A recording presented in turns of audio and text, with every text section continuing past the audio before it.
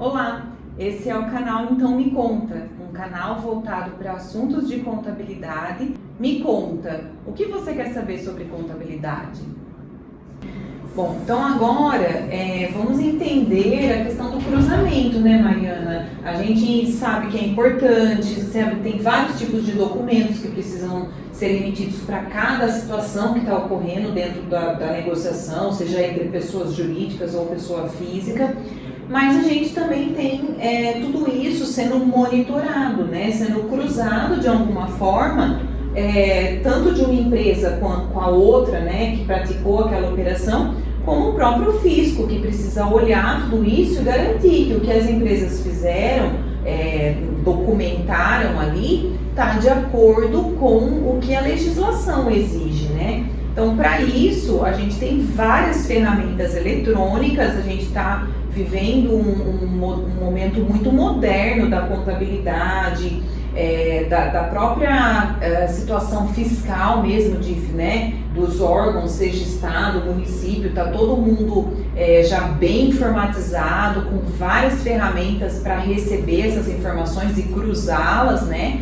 Então esse acesso ele é muito mais dinâmico hoje, é muito mais fácil. E até em função disso, que os prazos para retificação também são bem curtos, né? Uma nota fiscal de venda, por exemplo, se tiver algo errado, você tem 24 horas para cancelar. Se você não fizer em 24 horas, você já tem que procurar outros recursos legais, né? Que é solicitar formalmente ao posto fiscal esse cancelamento, não posso ir lá e cancelar, porque já passou do prazo. Então, a gente tem prazo, normas e técnicas para cada tipo de nota que a gente vai estar fazendo.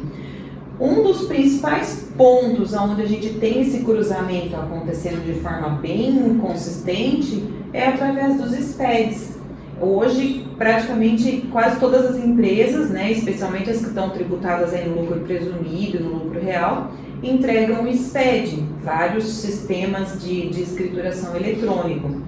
Então tem o SPED contribuições, tem o SPED ICMS e IPI, nós temos os SPEDs contábeis, né, tanto o fiscal contábil como o da escrituração contábil, e todos eles acessam a mesma informação, a nota fiscal, né? Cada um detalhado de uma maneira, mas todos com o seu parâmetro, com a sua forma ali de analisar se tem consistência, se aquilo está em ordem, né? E automaticamente tudo isso dentro da empresa, mas interligado com as outras empresas onde houve uma prática comercial de alguma maneira, né? Além disso, a gente tem outras ferramentas também que acabam sendo fáceis de cruzar com as informações. Por exemplo, cartão, né? Sim.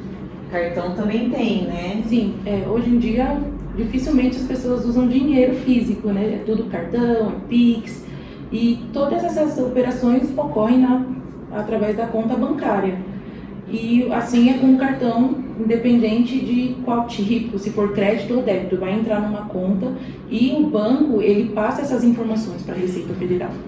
E através disso eles conseguem saber se a empresa está emitindo nota ou não. Às vezes tem uma entrada no banco muito maior do que ela emitiu nota naquele mês. Mariana, e aí, por exemplo, né, se porventura um estabelecimento não estava emitindo nota fiscal, né, quando deveria, e acabou fazendo essas vendas todas por cartão, na hora que ele for estar fazendo a contabilidade, primeiro a própria operadora de cartão né, ela não deixa de comunicar nada, porque ela tem as comissões que ela recebe em cima de cada operação realizada, então já fica muito fácil de cruzar essa informação com o volume de vendas que ela realizou.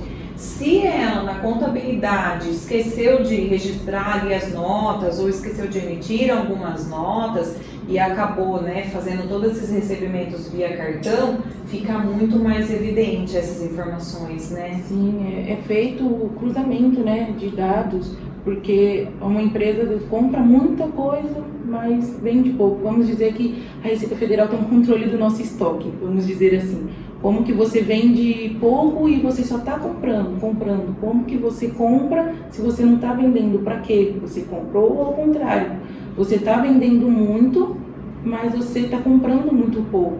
Então está faltando as notas fiscais aí para cruzar certinho as informações. Por isso a contabilidade é uma ferramenta essencial, né? Se você trata tudo corretamente no dia a dia, na escrituração contábil, você consegue ter um acompanhamento, uma análise muito melhor, né? Com muito mais qualidade de tudo isso. E entender que, claro, existem momentos em empresas que você faz um volume de compras maior do que você está tendo vendas. Por exemplo, se a gente for pegar empresas que são do comércio, né? Outubro e novembro, mas especialmente final de setembro, ali, começo de outubro, já é um período de formar estoque.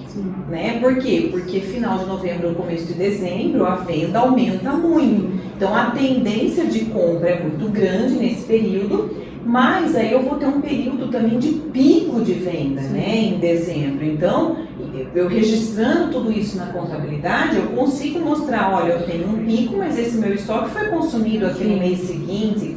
E automaticamente eu venho de um período posterior, em janeiro, que normalmente essas compras não são repostas de forma tão igual, né? Por quê? Porque há toda uma dinâmica, ou a região impacta, né? Por exemplo, é muito calor, é muito frio, as pessoas viajam, enfim, né? A gente tem toda essa dinâmica também acontecendo. Se o segmento é voltado para a questão escolar, por exemplo, então eu tenho picos de compra em certos períodos, né? E assim por diante. Então, não é só uma questão de analisar o documento, a gente tem que analisar o segmento que a empresa está, como esse segmento se comporta, né, para esses picos de compra, de venda, e automaticamente o fisco acompanha tudo isso, né? Mas a gente também tem, assim, a atividade empresarial, de um modo geral, especialmente as de indústria, elas são muito amplas, né? Elas são bem grandes. E às vezes eu tenho indústria que tem muita tomada de serviço, por exemplo, porque precisa de muita manutenção ou faz muita terceirização. Então tudo isso gera uma dinâmica muito grande de cruzamento, de análise e uma atenção enorme quanto aos documentos que vão ser gerados para fechar tudo direitinho, porque se uma operação ficar, né, solta, a gente tem problema de todos os lados, né? A contabilidade não fecha, a gente tem problema talvez com recebimento, a gente pode ter especialmente um problema com o fisco, que é algo que ninguém quer. Né? Esse bate-papo sobre nota fiscal que eu tive aqui com a Mariana, né, minha parceira contadora, foi uma delícia, espero que vocês tenham aproveitado, né, Mariana? Assim, são pequenas dicas, mas coisas importantes que a gente não pode esquecer, né? De sempre solicitar a nota fiscal, né? Porque isso é importante, não importa se somos nós, pessoas físicas, que estamos fazendo uma compra, mas especialmente as jurídicas, para que elas possam fazer a contabilização e registrar tudo isso bem certinho na sua contabilidade.